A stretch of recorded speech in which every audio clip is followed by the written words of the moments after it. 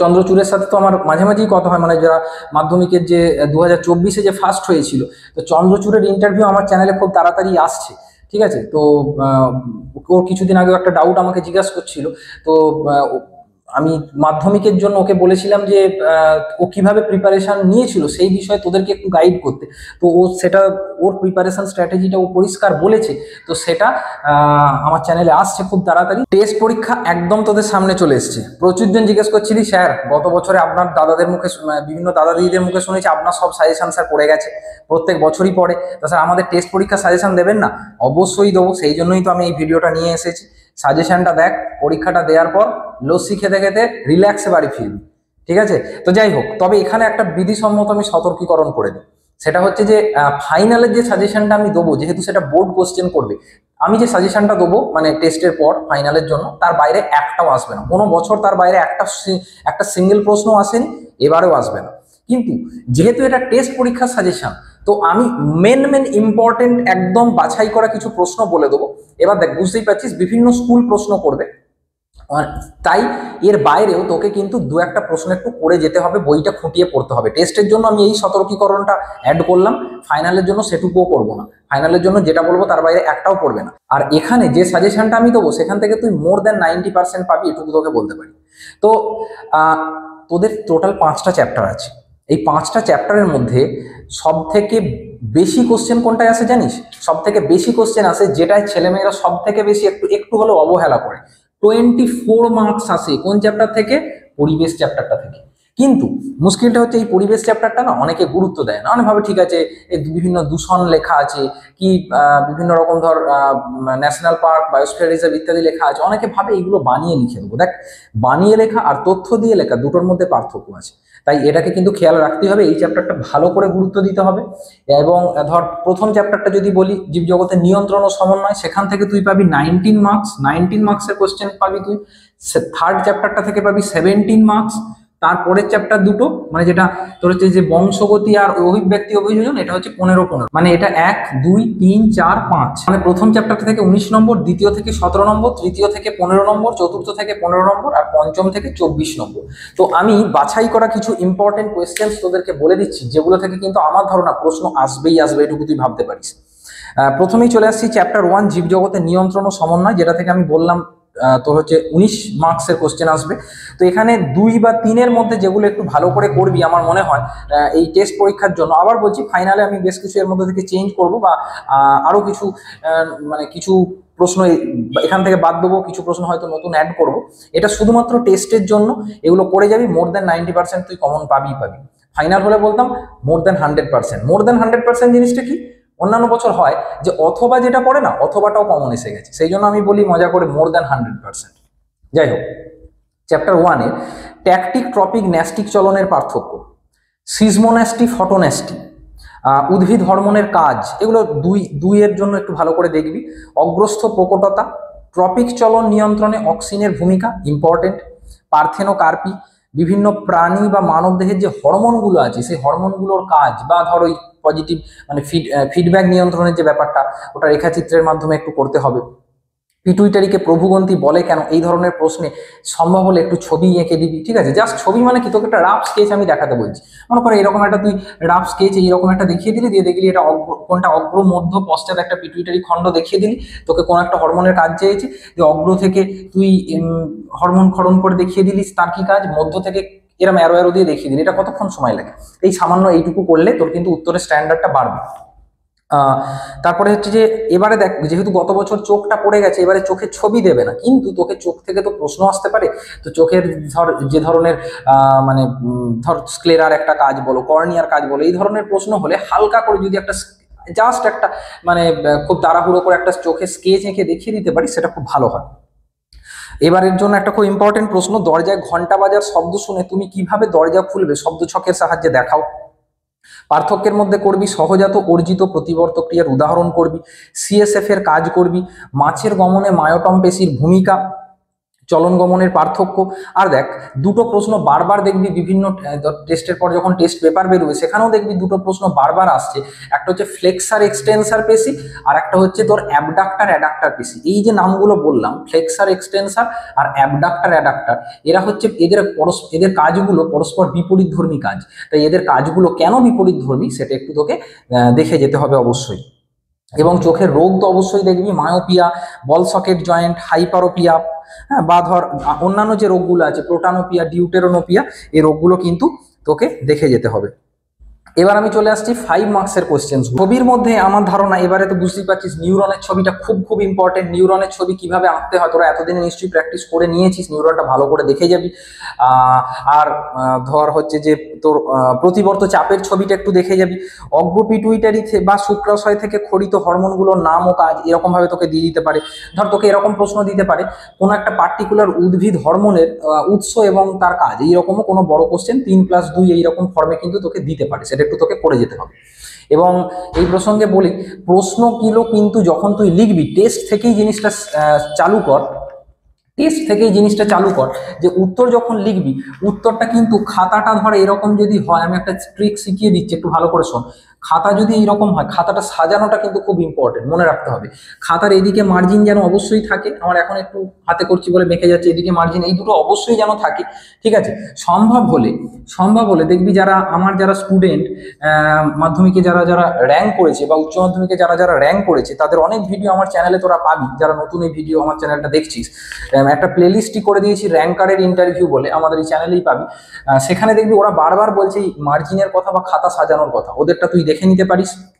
বা মানে খাতাটা একটু যেন মার্জিত হয়, খাতাটা যেন একটা টিচারের দেখতে ভালো লাগে, সেটা তুই টেস্ট থেকেই প্র্যাকটিস কর। হতে পারে টেস্টের খাতা তো স্কুলের স্যারেরাই দেখবেন, কিন্তু তাও আমি বলবো খাতা সাজানোটা যেন এখন থেকে রেডি হয়, ঠিক আছে। যখন ছবি আঁকবি, এই প্রসঙ্গে একটা তোকে কথা বলি, যখন ছবি আঁকবি, ছবি আঁকার সময় কি করবি দেখ, তুই ধর এখানে নিউরনের ছবিটা আঁকলি, একটা বক্স করে ধর তুই নিউরনের ছবিটা আঁকলি, পয়েন্টিংটা এরকম হবে, এইদিকে একটা লাইন ধর তুই টেনে নিতে পারিস, তোকে যতগুলো পয়েন্টিং দেবে জেনারেলি 4টে দেয়, এইরকম ভাবে পয়েন্টিং থাকবে। এইখানে যেন ছবির ক্যাপশন কিসের ছবি অবশ্যই এই জায়গাটায় থাকে, আর এইখানে যেন কোশ্চেন নাম্বারটা থাকে। এই কোশ্চেন নাম্বার না দিলে কিন্তু তোকে কিন্তু ছবি যত ভালোই আঁকিস তুই কিন্তু 0 তোকে দিয়ে দিতে পারে মাধ্যমিক পরীক্ষায়, সো বি কেয়ারফুল, ঠিক আছে। আচ্ছা, এরপরে চলে আসবো আমি পরের সেকেন্ড চ্যাপ্টারটা, জীবনের প্রবাহমানতা। জীবনের প্রবাহমানতা থেকে 17 নম্বরের প্রশ্ন আসবে, কি ইম্পর্টেন্ট এবারে টেস্টের জন্য আমি বলছি। মাইটোসিস মিওসিসের ব্যাপারটা দেখবি, মাইটোসিস সমবিভাজন কেন, মিওসিস হ্রাস বিভাজন কেন। ধর মিওসিস হ্রাস বিভাজন কেন, সিম্পল শুধু লিখে দিবি না, হ্রাস বিভাজন কেন লিখে তার একটা অ্যারো দিয়ে দেখাবি। কিরকম দেখাবি আমি যেটা সবাই কম বেশি জানিস, তবু আমি একটা দেখাচ্ছি। ধর 2n লিখলি, 2n থেকে ফার্স্টে nn করে দিলি, সেই এনটাকে এইখানে এর পাশে ধর অন্য কালারে মিওসিস 1 দেখিয়ে দিলি, মিওসিস 1 দেখিয়ে দিলি, তারপর এইখান থেকে আবার nn করে দিলি, আবার এখান থেকে nn করে দিলি। এই যখন করে দিলি এই পাশে তুই মিওসিস 2 দেখিয়ে দিলি, ঠিক আছে। এই সামান্য এইটুকুর জন্যই তোর খাতাটা কিন্তু একটু উচ্চ মানের হয়ে যাবে, ঠিক আছে। অনেকে শুধু লিখে এইটা আর দেখাবে না, কিন্তু আমি বলছি খাতাটাকে স্ট্যান্ডার্ড করার জন্য তোকে কিন্তু এইটা দিতে হবে, ঠিক আছে। বা সম্ভব হলে যদি টাইম থাকে তোকে না চাইলেও হয়তো একটা তুই গুরুত্ব দিয়ে দিলি, তাহলে ভালো হয় আর কি, ঠিক আছে।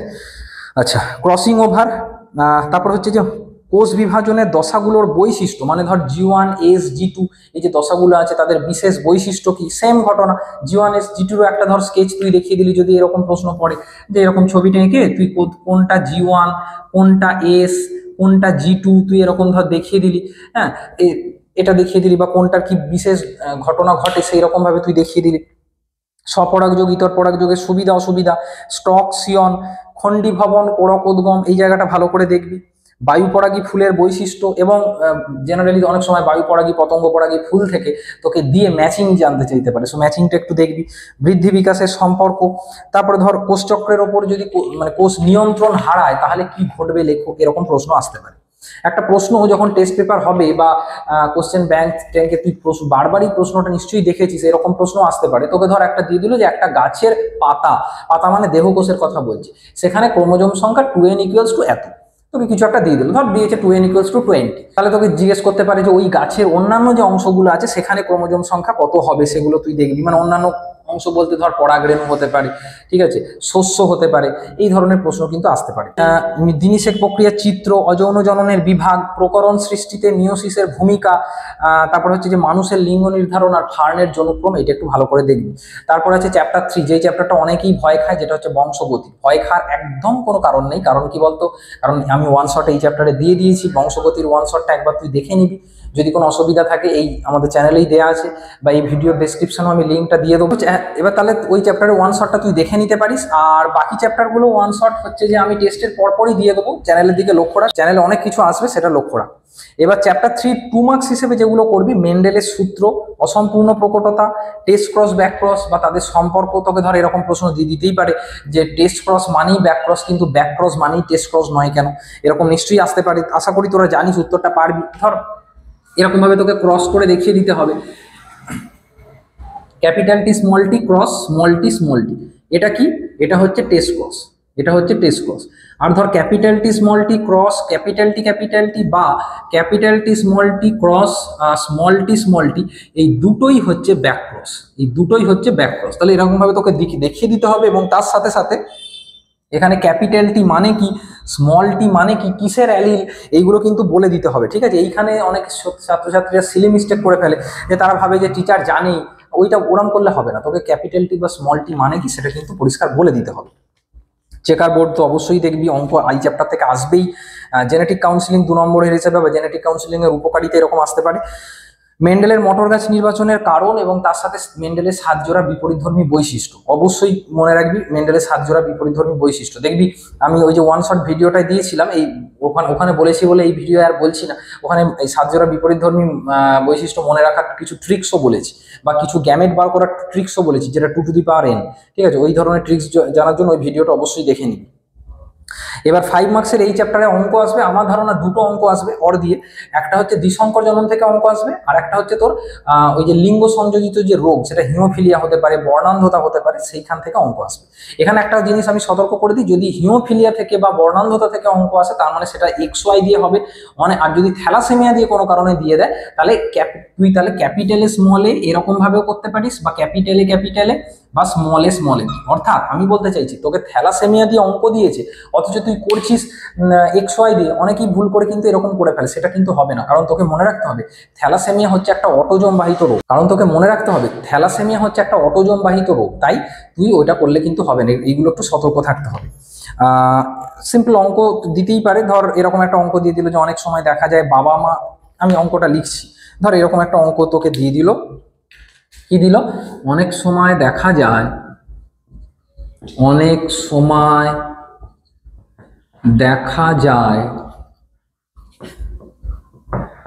বাবা ও মা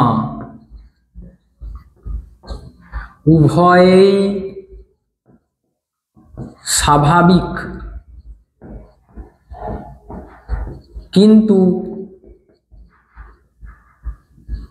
কিন্তু ছেলে বর্ণান্ধ।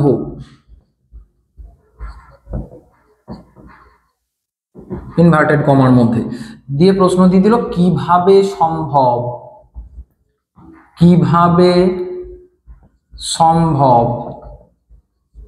ব্যাখ্যা করো। এরকম কিন্তু অঙ্ক আসতেই পারে।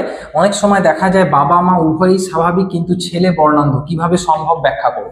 এটা তোকে প্রপারলি ক্রস করে তোকে কিন্তু দেখাতে হবে, এরপর চলে আসবো চ্যাপ্টার 4, যেটা অভিব্যক্তি অভিযোজন।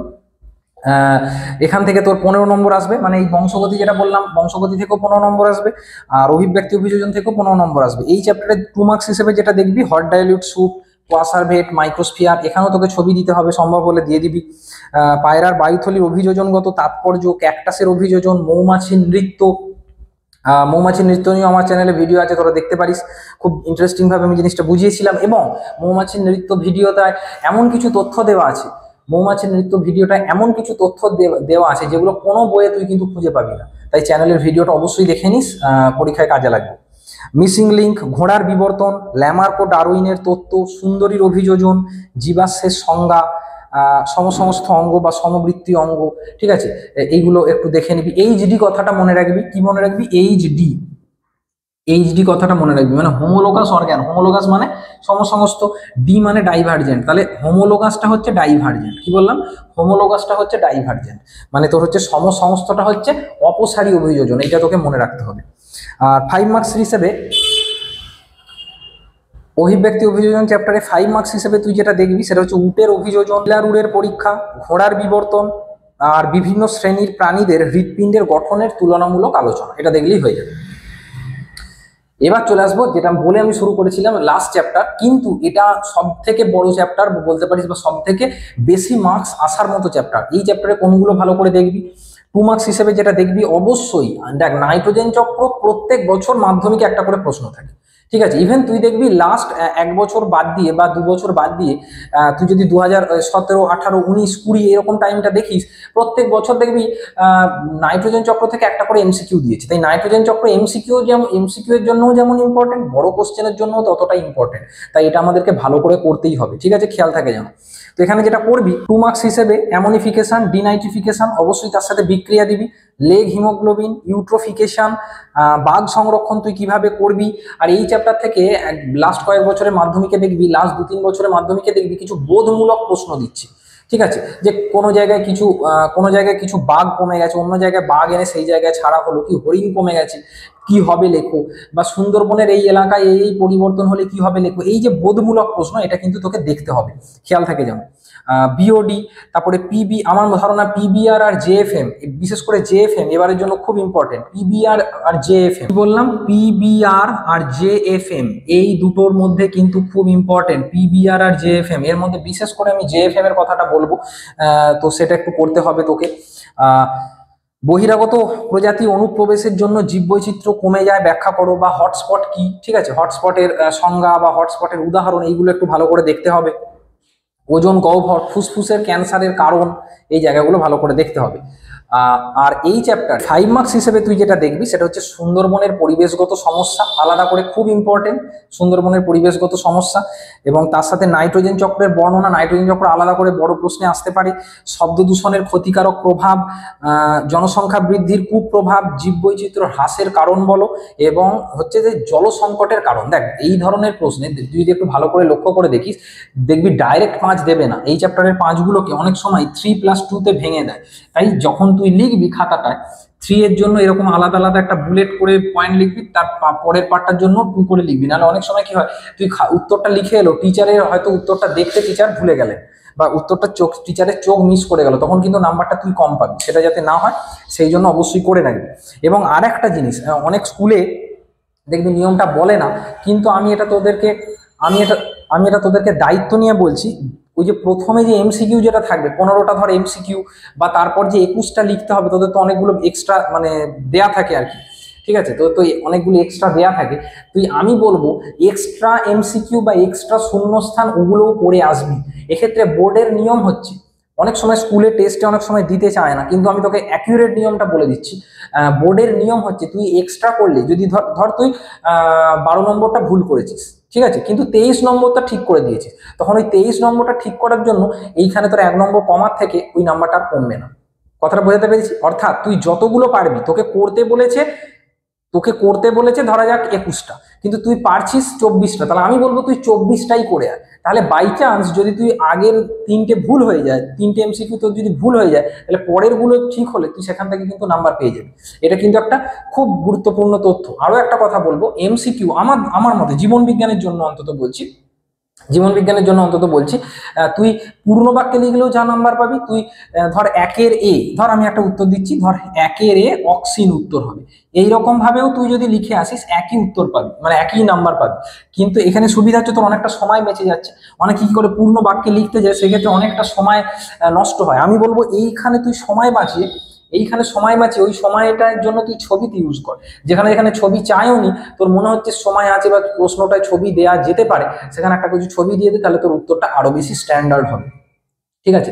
তো দেখবি এই যারা মানে যারা র্যাঙ্ক করে তারাও কিন্তু বিভিন্ন এই ধরনের স্ট্র্যাটেজি ফলো করে, ঠিক আছে। যে চন্দ্রচূড়ের সাথে তো আমার মাঝে মাঝেই কথা হয়, মানে যারা মাধ্যমিকের যে 2024-এ যে ফার্স্ট হয়েছিল, তো চন্দ্রচূড়ের ইন্টারভিউ আমার চ্যানেলে খুব তাড়াতাড়ি আসছে, ঠিক আছে। তো ওর কিছুদিন আগে একটা ডাউট আমাকে জিজ্ঞাসা করছিল, তো আমি মাধ্যমিকের জন্য ওকে বলেছিলাম যে ও কিভাবে প্রিপারেশন নিয়েছিল সেই বিষয়ে তোদেরকে একটু গাইড করতে। তো ও সেটা, ওর প্রিপারেশন স্ট্র্যাটেজিটা ও পরিষ্কার বলেছে। তো সেটা আমার চ্যানেলে আসছে খুব তাড়াতাড়ি, চ্যানেলে লক্ষ্য রাখিস। তো এই হচ্ছে আমাদের টেস্টের জন্য সাজেশন, জীবনবিজ্ঞানের সাজেশন। আমার ধারণা এগুলো করে গেলে তুই মাধ্যমিকে মানে মাধ্যমিকের টেস্টে 90%-এর ওপর নাম্বার পাবি।